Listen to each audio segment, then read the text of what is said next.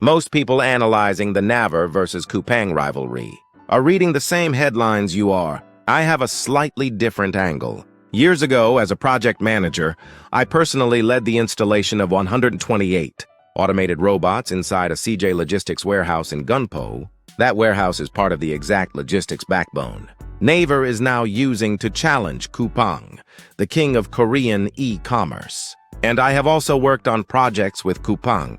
So today I want to walk you through what is actually happening in this fight, and then tell you something I saw with my own eyes. Standing on that warehouse floor that shapes who I think comes out ahead. One honest caveat up front: what I am about to share is my personal opinion, based on limited project-level experience.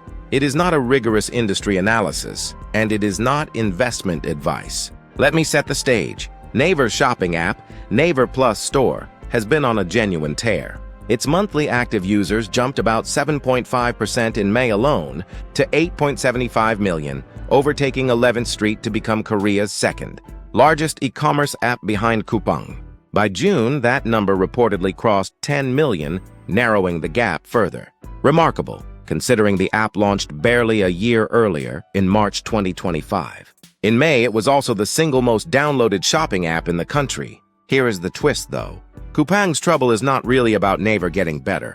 It is largely self-inflicted. Last year, a massive data breach exposed 33.7 million customer records. The fallout was brutal. Coupang posted an operating loss of 354.5 billion won in the first quarter of 2026, its first quarterly loss in 7 quarters, driven by the cost of coupon compensation and damage control. On top of that, regulators reportedly moved to impose a record fine of roughly 600 billion won, which could strain its cash flow and even threaten its logistics investment plans. The Coupang trend set in, with user activity stalling for months, even as the company's fixed costs, its owned warehouses and direct purchase inventory kept piling up, regardless of demand. And this is where it gets interesting, because these two did not start as normal competitors. They came from opposite ends of the business. Coupang built its empire on logistics, a decade of massive capital investment in fulfillment centers, and its famous rocket delivery, which turned next-day shipping into a national habit. Naver built its empire on search. It launched its Smart Store marketplace in 2014, added Naver Pay in 2015, and grew a commerce layer on top of the search and portal habits nearly every Korean already had. Today, by gross merchandise value, Coupang holds about 22.7% of the market, and Naver about 20.7%. Together, these two control almost half of all Korean e-commerce. Naver's old weakness was physical, logistics and fresh groceries, areas where it had no infrastructure, unlike Coupang Fresh. But instead of building all of that itself, Naver did something Korean media calls an allied forces strategy. For fresh food, it partnered with Kurly to launch Kurly and Mart, and even took a 33 billion won equity stake to deepen the tie. It pulled major retailers like Home Plus and Lotte Mart onto the platform. And for delivery, instead of building warehouses like Coupang, it partnered with established logistics companies, CJ Logistics and Hanjin among them, to create end delivery, offering same-day, next-day, Sunday, and dawn delivery. On top of that, Naver says over half of Naver Plus Store's transaction value now comes through AI-recommended products, drawing on years of search data.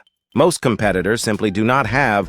Now here is where it gets personal, and where my angle is different from anyone else's. I led the installation of those 128 automated guided vehicles at a CJ Logistics center in Gunpo. CJ Logistics is the delivery arm of the CJ Group, and one of the key partners in Naver's alliance. So I have literally stood inside the machinery that powers Naver's delivery challenge. But here is what struck me most. I have also worked on projects with Coupang, and the difference in how the two organizations operated was stark. CJ knew exactly what they wanted and communicated it precisely. Clear specifications, clear priorities, clear decision-making. As a PM, I genuinely learned more working with them because the requirements were crisp and the feedback loop was tight. Coupang, by contrast, often felt like it lacked internal alignment on what it actually wanted to build. Priorities shifted, and it was not always clear who owned the final decision. I want to be fair, this is one project manager's experience, not a company-wide verdict.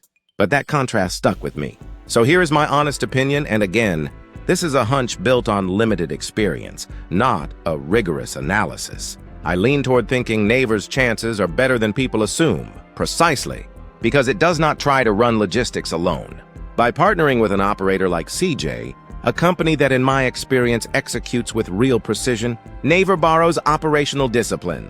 It might struggle to build in-house from scratch. Pair that execution partner with Naver's real strengths, search data, AI personalization, a payment ecosystem, and a portal nearly every Korean opens daily, and you get a combination that could be more resilient than Coupang's all-in-house model, especially now when Coupang's fixed. Cost logistics network is a burden during a period of stalled growth. From a project manager's chair, it comes down to something simple. Coupang owns everything, which means it carries everything, the cost and the risk. Naver rents the hard part from specialists who are very good at it, and focuses on what only Naver can do. In a smooth year, owning it all looks powerful. In a rough year, it looks heavy. And this fight is not staying inside shopping. Naver is reportedly weighing an acquisition of Badal Minjok, the food delivery giant, which would extend this rivalry into food delivery against Coupang Eats. For now, Coupang still leads on delivery speed and logistics scale, while Naver leads on product variety, search, price comparison, and its seller ecosystem. Which of those strengths matters more to Korean shoppers over the next few years may decide who wears the crown. Naver versus Coupang is shaping up to be one of the most compelling business rivalries in Korea. And having stood inside that warehouse watching 128 robots come online, I will admit I find myself rooting for the structural elegance of the underdog's approach, even knowing my view is shaped by a small personal sample. Whoever wins, Korean shoppers benefit from the fiercer competition either way. And one more time, this was personal experience and opinion, not an industry analysis or investment advice. Business dynamics shift fast, and one project's view does not predict a corporate outcome. If you want more breakdowns, where I bring real project experience to Korean business stories, subscribe. And tell me in the comments, own everything like Coupang or ally like Naver? Which model wins? See you in the next one.